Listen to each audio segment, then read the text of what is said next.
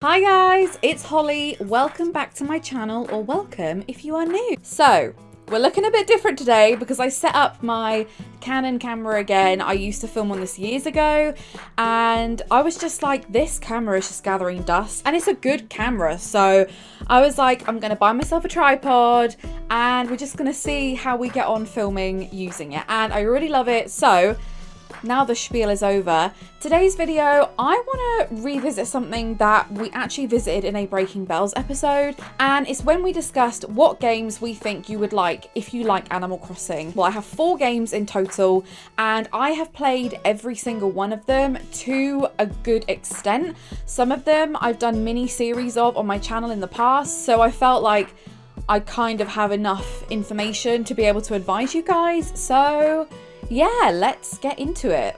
So when I think about Animal Crossing, I think about what makes it so appealing to such a wide range of people. So first of all, the things that I'm focusing on is I'm focusing on the cutesy art style. I'm focusing on the start-stop kind of element of it. You know, you don't kind of feel like you're rushing around all the time. And I'm also focusing on the fact that it's not too serious. Without further ado, let's get into it.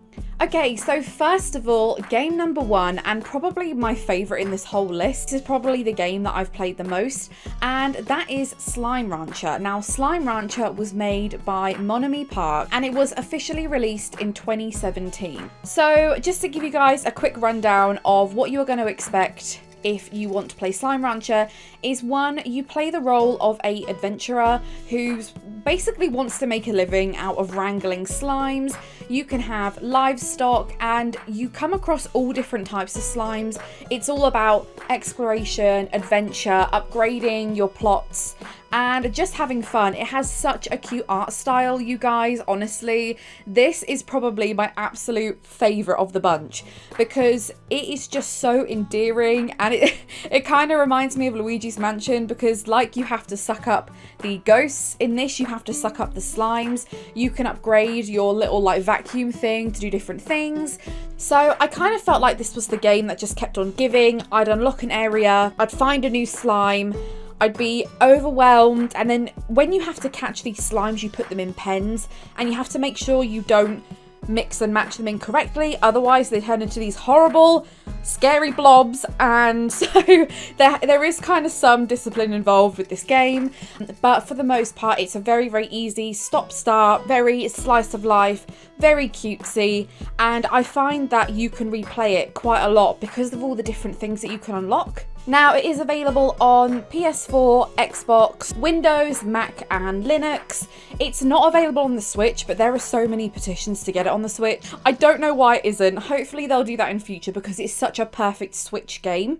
In terms of DLC, there is some DLC and it kind of includes like different outfits and just silly little things, nothing that's kind of game changing, so they do feel more like unnecessary bits of DLC. You know how some games you feel like you kind of have to get them to make the game more enriching, but I truly don't feel that with this DLC. In fact, I only have... Actually, I don't think I have any of the DLC now that I think about it. So as of right now, and we are on the 17th of October 2020, Slime Rancher is available for $19.99, which is in US dollars, or $14.99 in pounds. So all in all, I find that it is a great game. It's great if you have kids. It's so vibrant, so colourful, it's not too expensive, and you really do get your value for money because it's just so fun and so cute. So yes, that was Slime Rancher. So game number 2 is Farm Together, which was made by Milkstone Studios and came out, I believe, officially in 2018. Correct me if I'm wrong, I'm pretty sure it was 2018. Now, Farm Together is a farming simulator. It's exactly, I mean, the clue is in the name. And you essentially, right, first of all, I have to say, the map is absolutely huge. It has such a huge map. At first, you start off with a fairly closed off area. You then start like kind of buying additional plots of land, and it's just ever expanding, guys, honestly, ever expanding.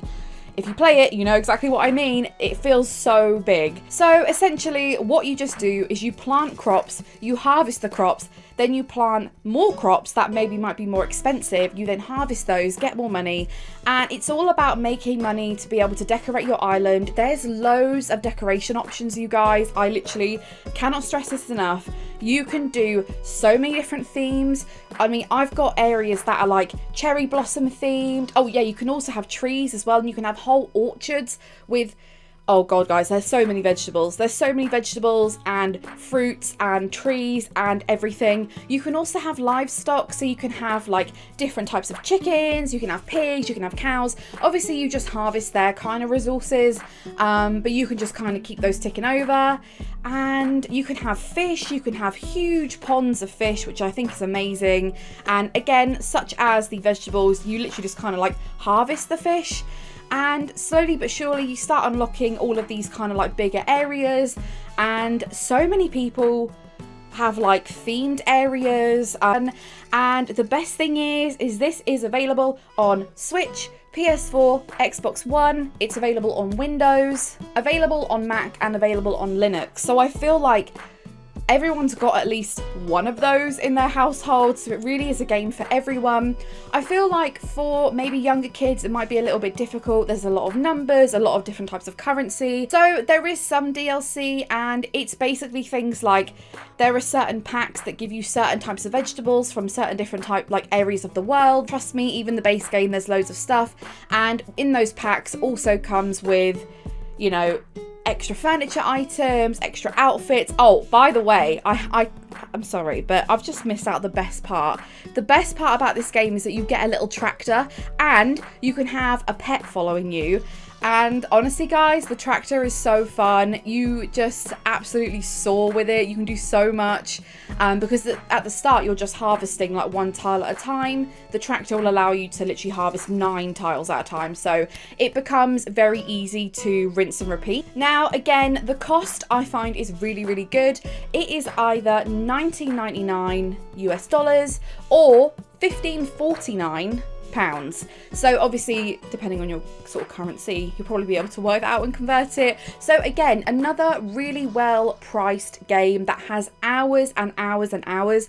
Honestly, when I first got this game, me and my boyfriend sunk about, oh god, it must have been about 60 hours this like 1 week just in playing this game. Next up is probably the game that I have played the least, and that is My Time at Portia, which was made by Pathia Games back in 2019. That's when it was officially released.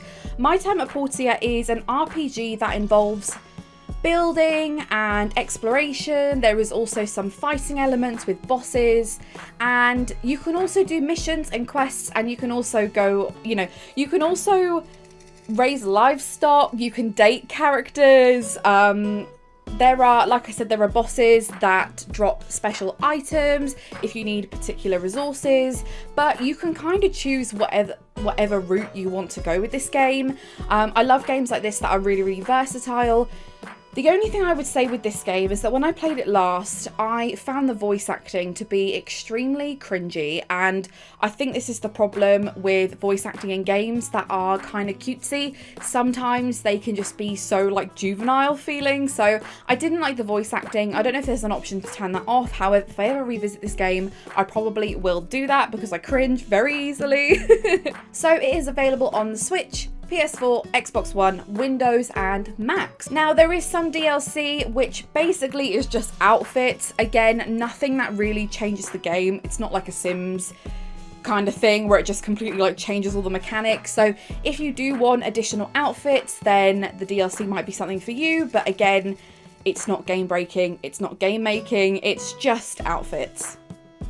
In terms of the cost, this one is a little bit more expensive than the previous games that I mentioned, and it is either $29.99 US or £24.99 pounds. So a little bit more of an investment, but the map is huge. There's so much variety in this game, and you can kind of play it how you want, so I feel like that is a fair price. And last but not least is one that I actually played on my channel years ago, and it was kind of branded an Animal Crossing bootleg, and literally guys, when you see this, it really is. So this is Castaway Paradise, and this is made by a company called Stolen Couch. And it was, I think, officially released in 2015. I did a little Let's Play on my channel, which is no longer up. But it's kind of like Animal Crossing meets Minecraft in the art style. It is a total life simulation. There are animals.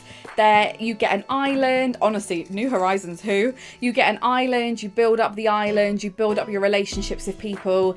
And it's very simple. Again, the art style is very different to Animal Crossing in the sense that it's so blocky.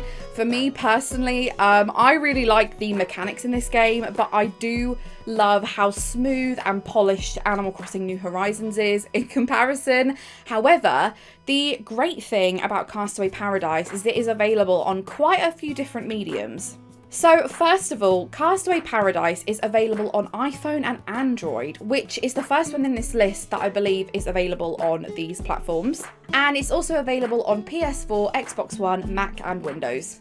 There is some DLC, but it is all free, and it's just like these little packs that add in additional kind of outfits and things. I don't really know how to explain it. There's like a couple of different things in the DLC packs. The most inexpensive one of this list, as it is either $14.99 US or $9.99 in pounds. That's on Steam. I'm not entirely sure what it is on mobile. It might be a lot less on mobile. I imagine it would be, but yeah. So everybody, that was my kind of games that I think you would like if you enjoy Animal Crossing New Horizons. I just feel like this game has introduced a lot of people to the gaming world, and now that we've had the Animal Crossing hype, I think a lot of people are like, so what do I do now? Because I still want a game, but I don't actually know what games to play. That is what I would suggest, is one of these games. Let me know, do you like these games? Have you played these games? What other games would you recommend? Let me know in the comments below, and I will see you in my next video. Bye! Stishy wish.